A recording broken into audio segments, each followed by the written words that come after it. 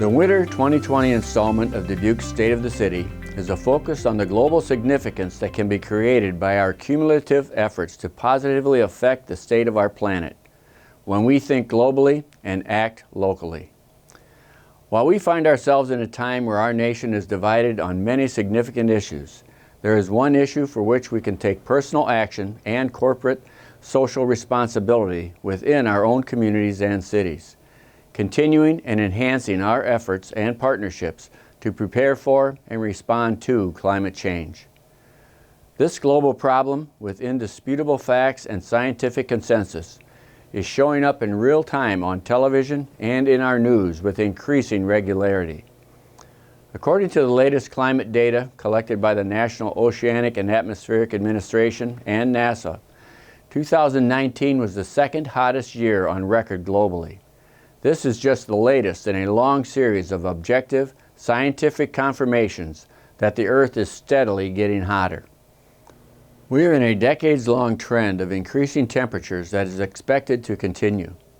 Alarmingly, our planet is on track to significantly exceed the temperature targets set by the Paris Agreement, developed to help countries deal with greenhouse gas emission mitigation and adaptation, and ratified by over 180 nations and the European Union. According to NASA, global climate change has already had observable effects on the environment. Glaciers have shrunk, ice on rivers and lakes is breaking up earlier, plant and animal ranges have shifted, and trees are flowering sooner. Effects that scientists had predicted in the past would result from global climate change are now occurring. Loss of sea ice, accelerated sea level rise, and longer, more intense heat waves. Different parts of the planet are being affected by global climate change in different ways. Locally and regionally, warmer average temperatures are affecting our weather patterns. According to the most recent National Climate Assessment, the frequency and intensity of heavy precipitation events across the U.S. have increased, especially in the northern and central parts of the country. National Climate Assessment reports released by the U.S. Global Change Research Program identify the following impacts currently being experienced in the Midwest and say they will continue. Extreme heat, heavy downpours, and flooding will affect infrastructure, health, agriculture, forestry, transportation, air and water quality, and more.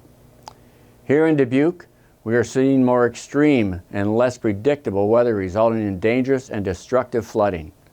Last year, the Mississippi River was above flood stage in Dubuque for a record 86 days, and the early predictions for this spring indicate a strong chance for more flooding in the Midwest. As we look into the future of our children and theirs, this means that by 2050, Dubuque could experience a 15% increase in average rainfall, a 30% increase in heavy precipitation.